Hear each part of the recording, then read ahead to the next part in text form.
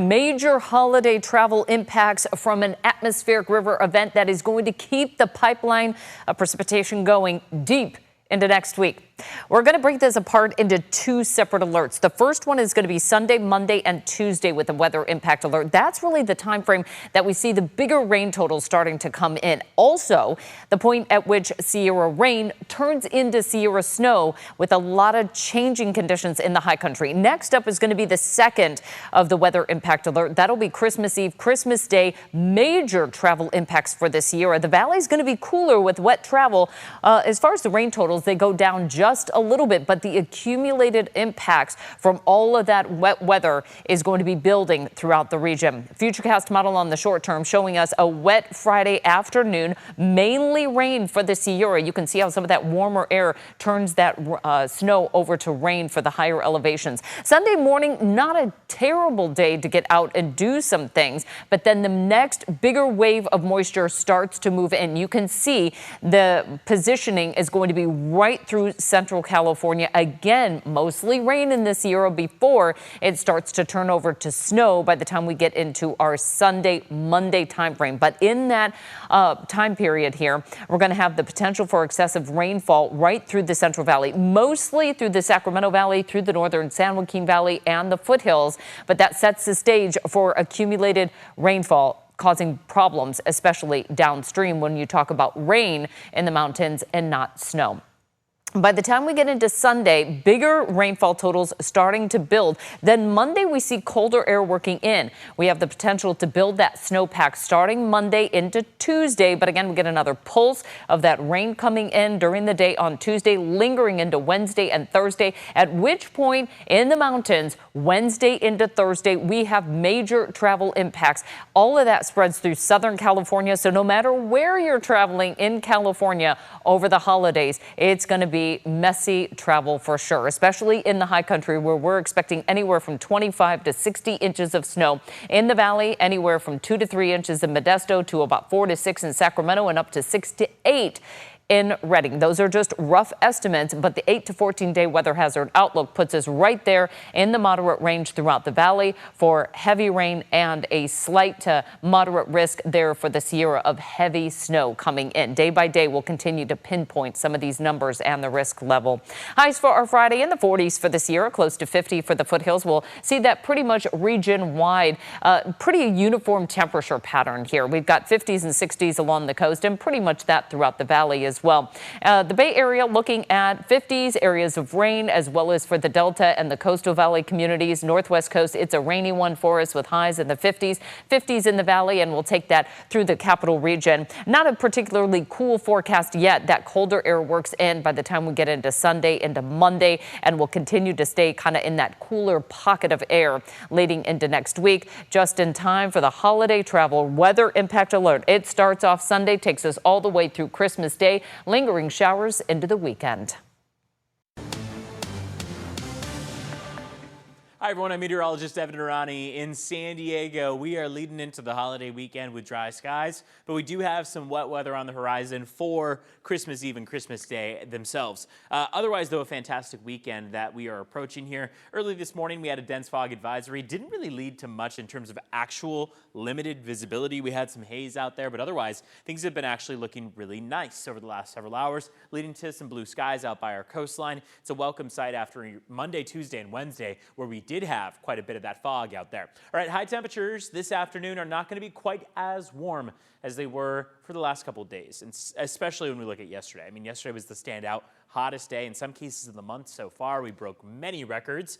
High temperatures for today are mainly in the 60s, 70s, and 80s, but 70s are more widespread than anything else. 60s are in Carlsbad and Del Mar, 80s are still in Ramona, but it is cooler than we were 24 hours ago when we look at those record breakers. The hottest December 18th on record for Campo, for Alpine. Alpine got all the way up to 85 degrees, breaking a record from 1958 every single day this week, Monday, Tuesday, Wednesday, Thursday, and for a good portion of last week too, we were breaking records. So that's why I am heavily encouraging that people be a little bit more welcome to the possibility of wet weather in the forecast. I know it puts a damper on some Christmas Eve and Christmas Day plans that you're making, especially travel plans, but I wouldn't be too concerned about what we have coming our way. And the reason why is because it looks like other parts of the state of California and really other parts of the Pacific Southwest and western states in general will see the bigger brunt of this than San Diego. So let's time it out for you. Between now and Monday, that ridge keeps us dry and blocked out from any wet weather. We zoom in and see that first chance for rain arrive on Tuesday. It's light when we start off on Tuesday, so things are not going to be very widespread. In fact, some of our models don't even give Tuesday that much of a chance for rain. As we get toward Tuesday afternoon and Tuesday evening, leading into early Wednesday, that chance for rain starts to steadily climb as these darker green and yellow bands move in, showing more moderate precipitation moving in. That's going to mean that Christmas Eve, the 24th, seems to be our best day for precipitation. Some of our models show Wednesday and Thursday kind of with an equal opportunity there. All this wet weather will start to taper off from Friday through the weekend, but again, you just have to remember that any outdoor plans that you had for this Tuesday through Thursday stretch could involve maybe a change in plans, depending on how intense that rain is. The weekend, though, was comfortable. Mid-60s out by the water, some fog in the early morning stretch, sure, but it's really not going to be bad. Inland valleys, we'll see that chance for rain climb to 80% for Wednesday and Thursday. This is the time that we'd been talking about earlier in the week about having a little bit more clarity on what these forecast models entail.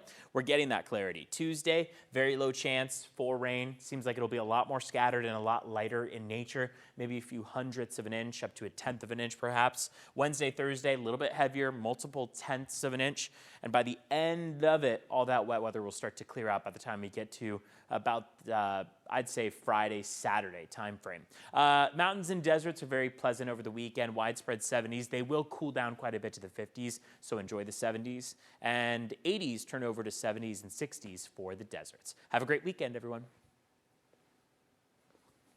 Hey, I'm meteorologist Brenden Mincheff, and we're going to talk about what an atmospheric river is. It's a term you may have heard, you may not be familiar with it, but you may have heard the term Pineapple Express. Not every atmospheric river is a Pineapple Express. However, as we will learn, every Pineapple Express is a type of atmospheric river. So as we look at the map, these are most common along the U.S. West Coast, especially in the wintertime. However, other parts of the United States, including the Gulf Coast, and the Northeast can see atmospheric rivers. In the Gulf of Mexico can act as that moisture source for atmospheric rivers moving up through the southeast and into the northeast. And sometimes you can get a nor'easter that can be attached to an atmospheric river. But let's jump into it. Let's look at the map. Well, when high pressure is sitting off the west coast, what that does is it kind of, for the most part, blocks the moisture from coming in. When high pressure slides a little bit further to the south, and especially when it's coupled with a storm passing through either British Columbia or the Pacific Northwest or even Northern California, what can happen is it can tap in to this atmospheric river. And what that is, it's a narrow band of moisture, about 1,000 miles long or so, and it can pull in a lot of tropical moisture into an area. For instance, this textbook example is showing it impacting California. And when that happens, it can bring a lot of rain. And if it's cold enough or your mountains are high enough, it can bring a lot of snow with it. This type of setup here, where it originates near Hawaii, is a Pineapple Express. Here's some more facts about an atmospheric rivers. Atmospheric rivers carry 7.5 to 15 times the flow of the mouth of the Mississippi River. They vary. Some of them are stronger, some of them are weaker, but they are very, very wet systems, and that's why we get a lot of rain from these. And atmospheric river events are responsible for the majority of the water supply on the U.S. West Coast. Here is a satellite image of an atmospheric river. Again, this is a type of atmospheric river that we might call a Pineapple Express. It originates near Hawaii. High pressure sits here, and so it brings this moisture, for instance, here into California. But if your high pressure is a little bit further north, it can bring that moisture up into the Pacific Northwest. Again, this setup here is a Pineapple Express. So to be clear, a Pineapple Express is an atmospheric river that pulls moisture from Hawaii. But not every atmospheric river is a Pineapple Express. This one here, here's another example. You see the atmospheric river extending out from Hawaii, but that moisture is being pushed into the Pacific Northwest and British Columbia. So every Pineapple Express is an atmospheric river, but not every atmospheric river is a Pineapple Express. And we rank atmospheric rivers based on two things: by the amount of water in them and how long that atmospheric river is going to last. So a weak or level 1 atmospheric river is primarily beneficial, not a lot of flood risk, relatively the same for a level 2 moderate atmospheric river. By the time we start talking about a level 3, AR3 on the scale here, that's a stronger atmospheric river. It's both equal parts beneficial and hazardous, but as soon as you start working your way up in strength to AR category 4, AR category 5 on the scale, well, that means now we're talking about atmospheric rivers that are mostly hazardous or primarily hazardous, meaning they have so much moisture and they're going to last for so long that the flood risk is much higher.